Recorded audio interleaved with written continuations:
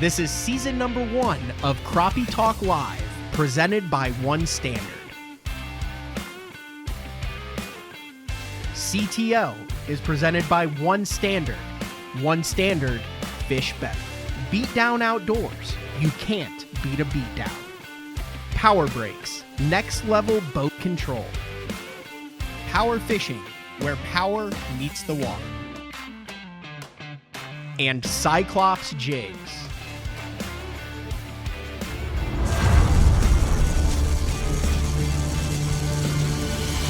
CTL coming at you.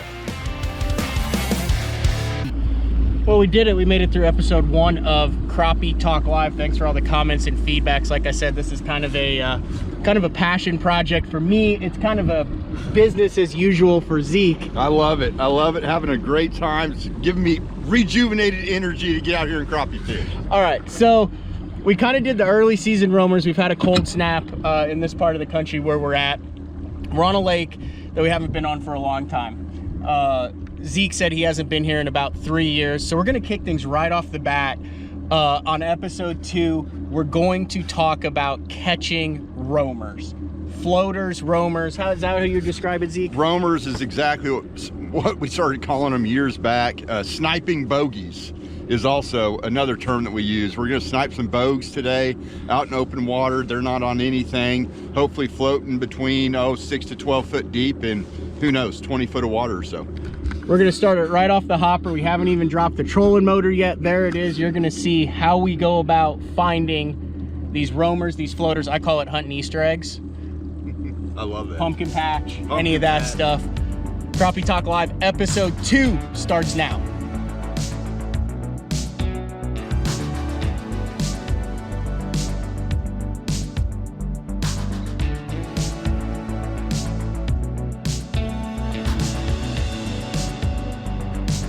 Golly. That's how you start the day, folks. Literally 45 seconds in. Not a huge fish, but a great start. Floating about 6 foot down. Total roamer. Exactly what we're looking for. Hit a big bait, which I love this time of year. Using these big baits and power crappie rods. In this muddier water, they come out starch white like this. So the dirtier the water, the fewer markings you're gonna see. If you fill your live well up, put in the live well, they will color up and you'll see the vertical stripes on them. But this is just a great eater white crappie. You can see already the difference from last week's video. They're got a little bit, they're starting to get a little bit of a belly on them and a little bit of shoulders on them. Here's a perfect example of what we have here. We're ranged out to 50 foot. And as you pan around, you can see right here on the screen, that's a big one.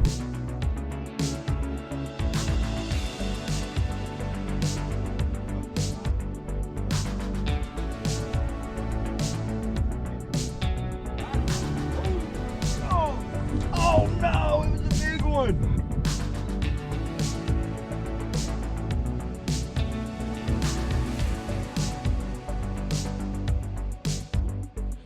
Oh, not a big one. That took a minute, didn't it? Looked a little better on the screen, but you can see we just got him in that paper. That's a perfect example of how you have to be careful with the hook set. Look at that hole in that fish's mouth right there. That's a real good way. I had that one. I had like a 2 1/4 that I pulled off earlier. I got a little keyed up, a little jacked up. You could see why I set it there, but they are called paper mouths for a reason. Paper mouths, and that fish it felt like 10 minutes to bite. It was probably 30 seconds or so. But he was just staring at it. I kept taking it away from him. And if he got too big of a gap between my bait and the fish, I'd let it back down and just kept doing that 3 or 4 times, and he finally hammered it. Oh, got him. Good one. Fish of the day so far. I'd say day in and day out, it's kind of a 50-50. We'll do more in-depth in studio, when to go hair, when to go with plastic, but that is just an 1/8 ounce One Standard hair jig right there. a little bit of bulk to it. I like the bulkier hair jigs, especially when you're dropping, especially in this dirtier water. About a 13-inch crappie. You can definitely tell they're starting to put some eggs. That's a female that's got eggs in it right there. And sometimes you can look down the throat and you'll see a shad tail, but they're a little lethargic. It could be because they're earlier in the morning. One of the interesting things about these fish are, especially as it gets colder, as cold fronts are, they tend to get better as the day goes on. So there'll be like a first morning bite, which usually it's really cold and we don't want to be out by that, but that 11 or that 10:30 to 3 o'clock is typically the best bite. But nice quality fish right there. Not what we're after, but we'll definitely take it.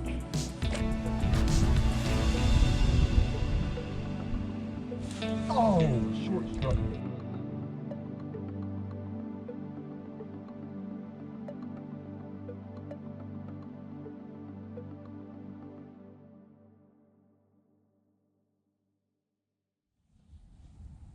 Oh, that looks giant.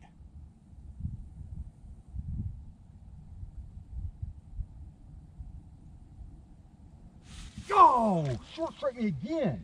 Same fish, man. That's a big one. Same dang fish. Is that a 2-pounder? I think so. Ah, there he is. Daggum, I'm breathing heavy. I can't control my emotions right now.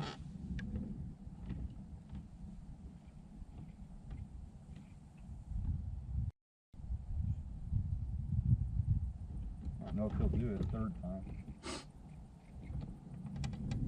That looks like the biggest one of the day.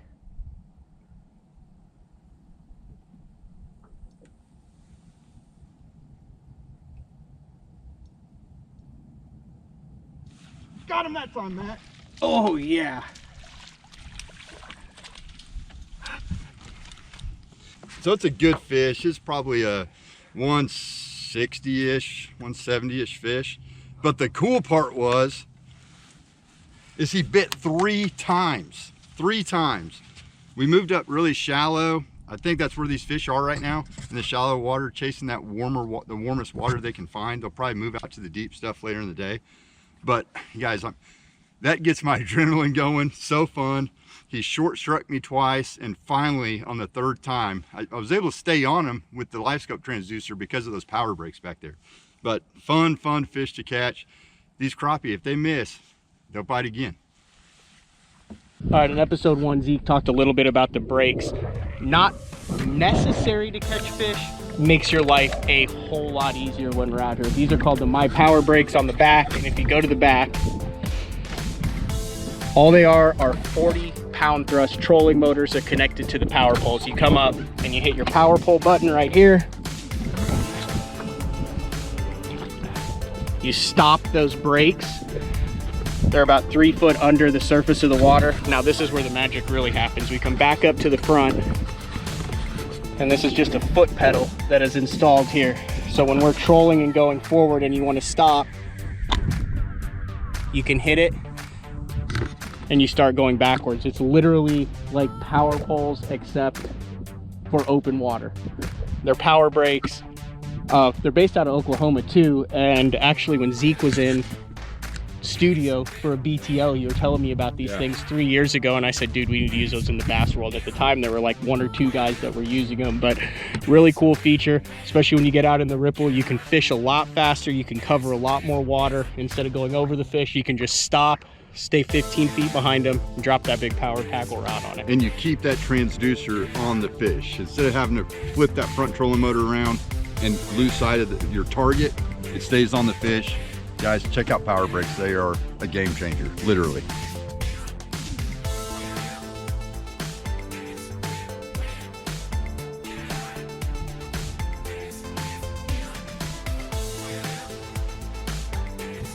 No way. Oh. No, no.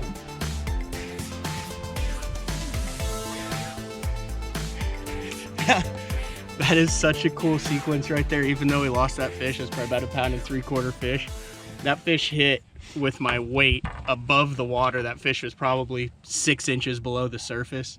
Really cool fish, but just to be able to watch him down there swimming, reacting to the bait and coming off, like, such a cool experience to catch these things and to be able to stay on them using the bow control, using that long rod with the heavy line, using the weight on it, just to be able to stay on that fish. You watched him come from 8 foot and he ended up beating it 6 inches under the surface. So there's more in there. We're going to get back after it. Switch me. Yeah. You like that better? This is a bigger bait. I mean, it's by the time you have the tail on it, you're talking about probably a 2.5, 3 inch bait. So what we did was we switched to a 32nd ounce. It's a little Cyclops jig and then hand-tied hair on it, just to see if some of those fish that were just nipping at the tail and not committing would maybe eat a smaller jig like that. Same setup with the weight on it, but sometimes these big crappie just want something that's super tiny. Just a little switch up just to see if those fish kind of react a little bit more aggressively to a smaller bait than they do a bigger hair jig like this. This is just bait fuel stick like this, and sometimes scent is really important, and that collar kind of holds it. See if that makes a difference. He's on it. Not very big, but. All right, there's a little tiny Cyclops hair jig. Gosh, I think it's a 1/24. Yeah, that's tiny. Little tiny. Decent fish, 11.5 inch or so. Great eater. Yeah, they're related to the brush piles. They're within, you know, a 20-foot circumference of the piles. But they're kind of hanging off on their own, the bigger fish. There's smaller fish that are sucked into these cedar piles that we're fishing. You know, obviously the goal for today was to catch roamers, and still is, but you got to kind of do what the fish show you.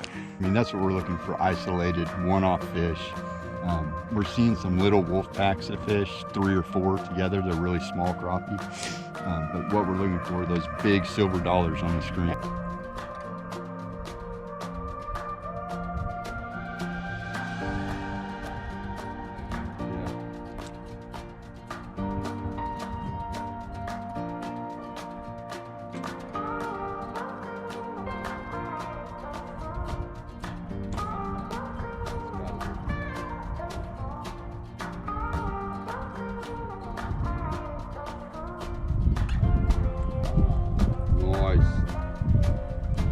Yeah, got him.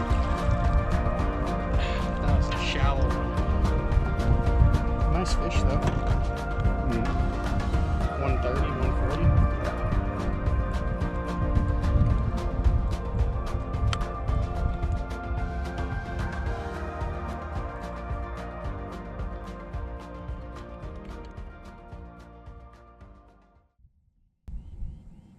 That looks odd. What does that look like to you? Big crappie? It kind of looks like a big crappie. I've seen a lot of things today that look like big crappie. I don't want to get my hopes up.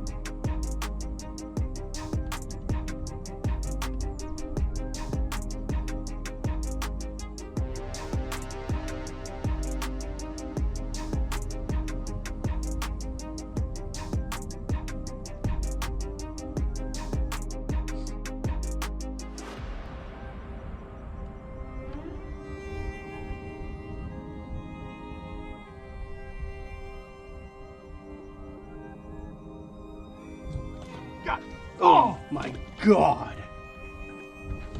Oh my gosh, Zeke. How big was that fish? Big, he didn't move when I set the hook. That's a tough one. Oh, that was a big one. Oh, that was a big one.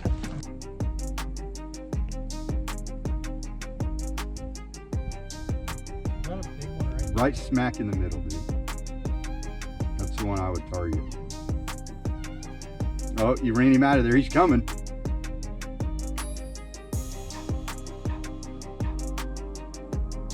Got him.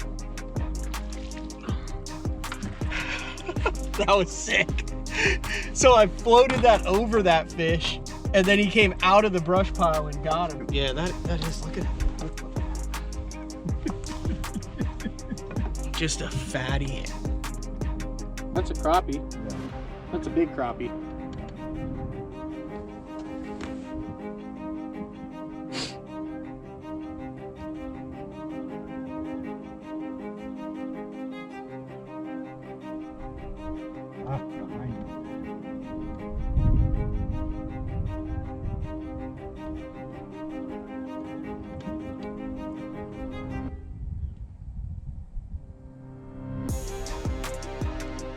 Textbook.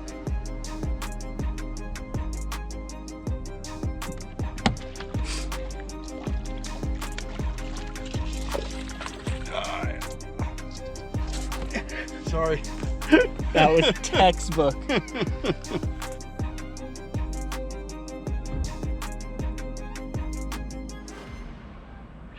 No.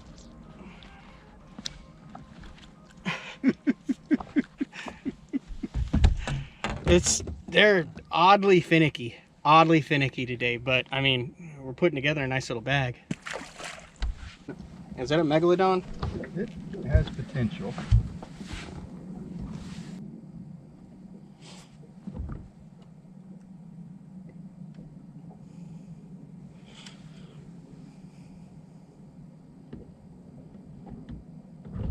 That's a crappie, isn't it? Yeah.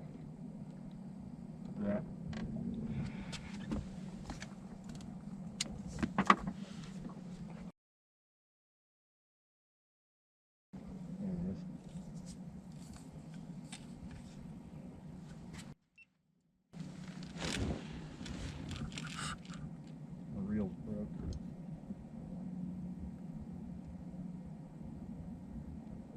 Any interest?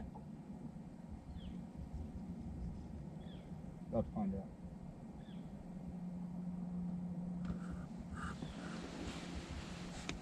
Yeah. Oh!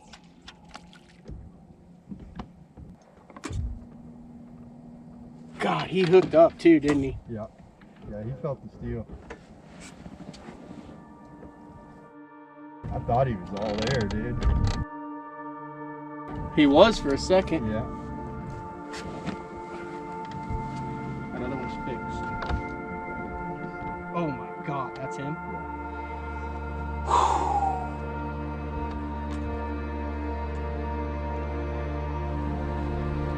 Zeke is on an absolute unit right now. I mean, a big one.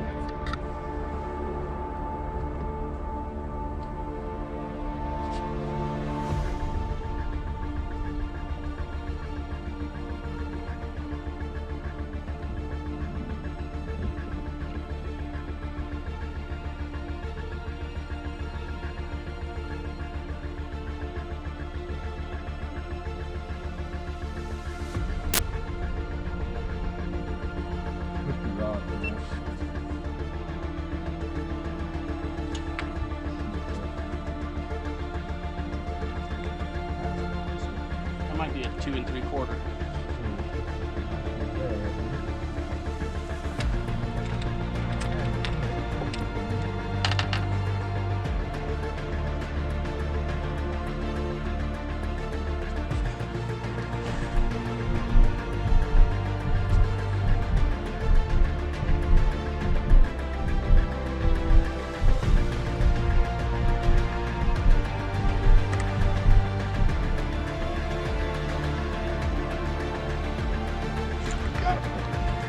Got him! Giant!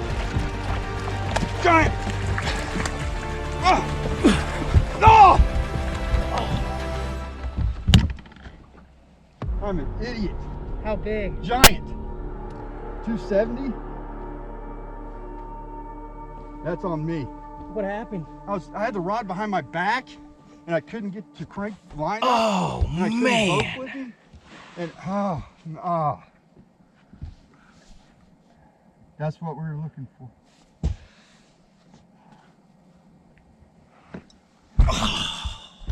I'm super impressed right now. Dude, that was so cool. That's 270 easy, maybe bigger. That might have been a 3. Might have been a 3. I am shaking, baby. I mean, you didn't do anything wrong. No, I mean, look at how was big that fish is. awkward position. And he just nipped it too. Oh, I didn't yeah. think he was going to eat it. You got another I gotta shot fix at my him. weight. I Oh. gotta fix my weight. Here, just stay on him. You got it. I got it. Wow. When he surfaced, dude. That would have been one of the top 10 biggest crappie I've seen, probably. Oh, that is a tough one to. That is a monster. I mean, you couldn't get him out of the water. No. I was literally not. Diving for him. Yeah. He's swimming now. That's fine. We'll stay on him. This is what we're here for. Little Phelpsy.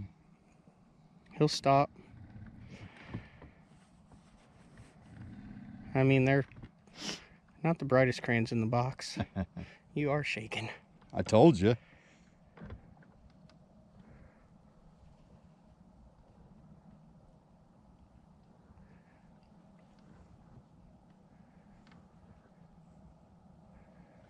Oh no. Oh no. Is he coming to it? You got him. Oh, that's a fish, different different fish. Oh no. Different fish. Dang it. Ah, okay. That's right. Still a really good one. That other one was a. Way bigger. A pound bigger than this fish at least. Oh. Okay, I gotta take a breather. Gosh, that was a megalodon, man.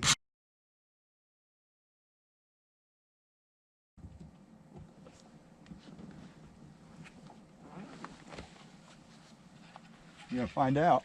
No. It's a nice one. It's a nice one. They're liking that little Cyclops air jig. Mm-hmm. I mean, that other one was paled. I mean, dwarfed it. Dwarfed it. Pound big. He's going to the bottom. Usually come back up.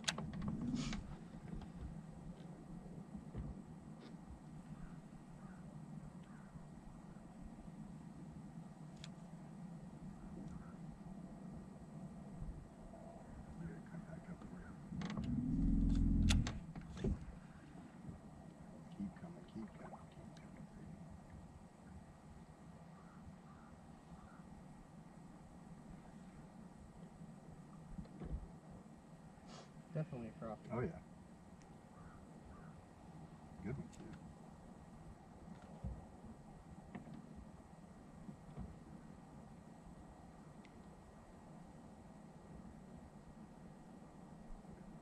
Nice one. Got it.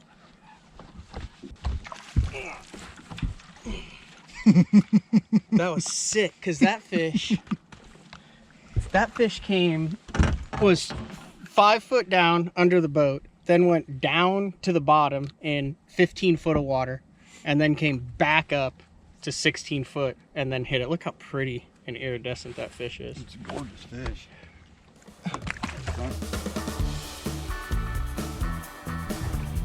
That's a good one.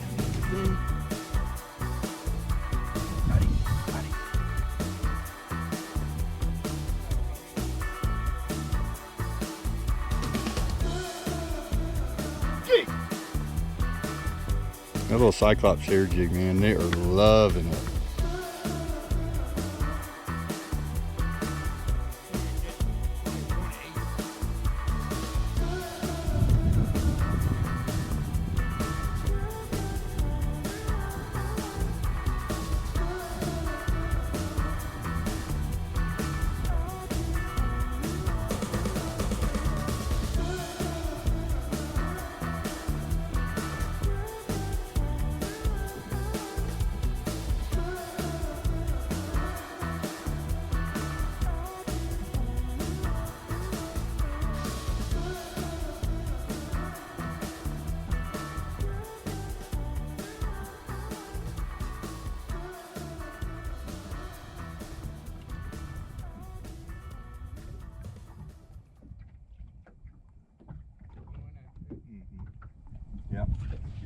Yep.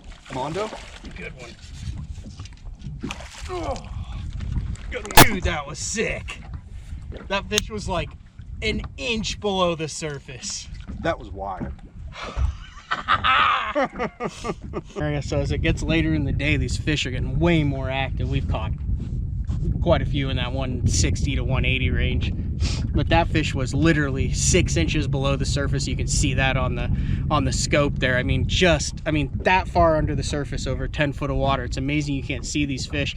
No one's really exactly sure why they do it. Do you think they do it because they're sunning to try to get their eggs warm and stuff? Zeke, yeah, it's the warmest water in there, and I mean right under the surface. I'd just barely be able to see my jig when it hit the surface, and boom, lit it up. Got him that time. Didn't even touch the trolling motor.